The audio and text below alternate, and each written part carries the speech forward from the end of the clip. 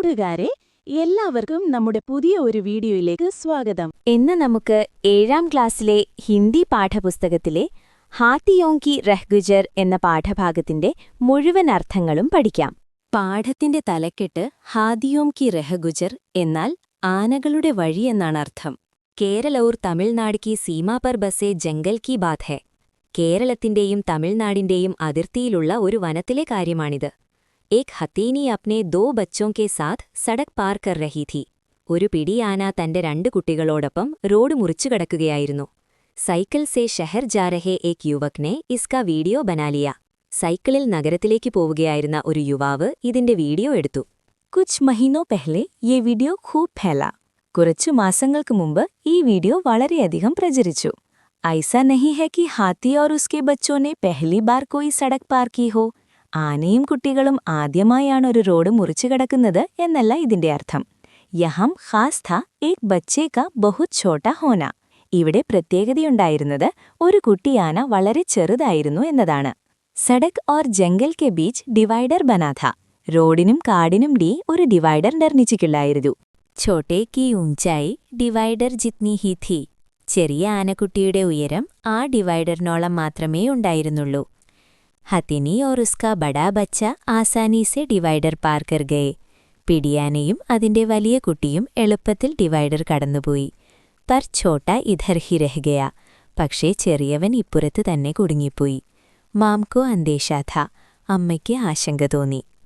ഇസ്ലിയേ വോ jungle may നാ ജാക്കർ സടക് കി തരഫ് മുഹ് കർക്കെ ഉസെ ദേഖ്നെ ലഗി. അതുകൊണ്ട് അവൾ കാട്ടിലേക്ക് പോകാതെ റോഡിനഭിമുഖമായി നിന്ന് അവനെ നോക്കാൻ തുടങ്ങി. ബച്ചേ സെ ഡിവൈഡർ പാർ നഹീ ഹോ രഹാ ഥാ. കുട്ടിക്ക് ഡിവൈഡർ കടക്കാൻ കഴിയുന്നില്ലായിരുന്നു. വഹ് ലോട്ടി ഓർ അവൾ തിരികെ വന്നു. എന്നിട്ട് ഡിവൈഡർ കെ പാസ് ജാക്കർ ബച്ചേ കോ സൂംഡ് സെ സഹാരാ ദിയ. ഡിവൈഡറിനടുത്തേക്ക് ചെന്ന് ആനക്കുട്ടിയെ തുമ്പിക്കൈകൊണ്ട് താങ്ങിക്കൊടുത്തു. ബച്ചേ കോ പീഛേ സെ ധക്കേൽത്തെ ഹുവേ ദീവാർ പർ ചढ़ായ. കുട്ടിയെ പിന്നിൽ നിന്ന് തള്ളിക്കൊണ്ട് മതിൽക്കെട്ടിനു മുകളിൽ കയറ്റി. തബ് ജാക്കർ വഹ് ഡിവൈഡർ പാർ കർ സക. അപ്പോഴാണ് അവന് ഡിവൈഡർ മുറിച്ചു കടക്കാൻ കഴിഞ്ഞത്. ഫിരുവേ തീനോം ജംഗൽ മേ ചലേ ഗയേ. പിന്നെ അവർ 3 പേരും കാട്ടിലേക്ക് പോയി. ഇസ് കാം മേ 15-20 മിനിറ്റ് ലഗേ. ഈ പ്രവർത്തിക്ക് 15-20 മിനിറ്റ് എടുത്തു. തബ് തക് സടക് കെ ദോനോം ഓർ ഗാഡിയാം റോക്കേലോ ഖടേ രഹേ. അതുവരെ റോഡിന് ഇരുവശവും വണ്ടികൾ നിർത്തി ആളുകൾ കാത്തുനിന്നു. ഇസ് പ്രേം ഭരി കോശിഷ് കോ ധീരജ് കെ സാത്ത് നിഹാർത്തേ രഹേ. സ്നേഹം നിറഞ്ഞ ഈ പരിശ്രമത്തെ അവർ ക്ഷമയോടെ നോക്കി നിന്നു. ഹാഥിയോ സെ ജുഡി ഏക് ഓർ ഘട്ന യാദ് ആ രഹി ഹെ. ആനകളുമായി ബന്ധപ്പെട്ട മറ്റൊരു സംഭവം കൂടി ഓർമ്മ വരികയാണ്. कोई 10 साल पहले हम राजाजी फॉरेस्ट रिजर्व के चीला रेंज से होते हुए ऋषिकेश से हरिद्वार की तरफ लौट रहे थे.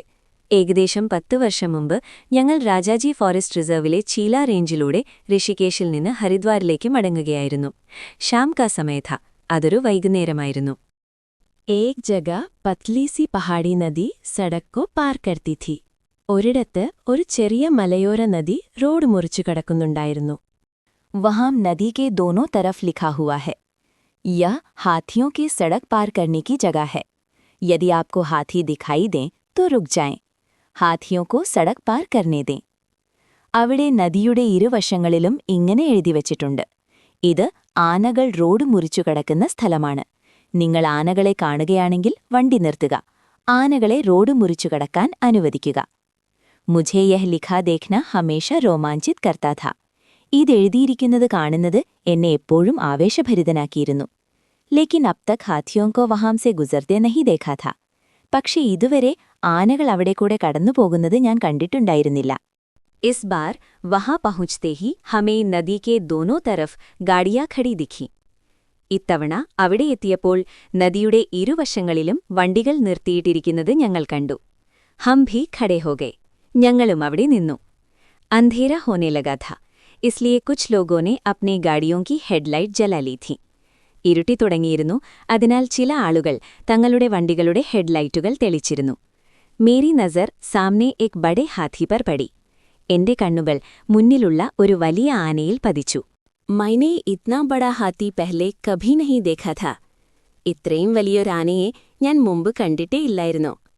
उसके 60-70 मीटर पीछे लगभग 20 छोटे बड़े हाथियों का एक झुंड गोला बांधकर खड़ा था.